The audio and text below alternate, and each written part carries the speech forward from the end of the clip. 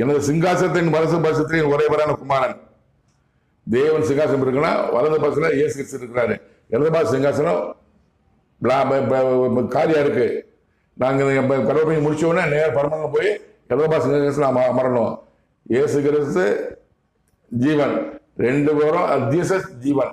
பாருங்க, J J Jehovah.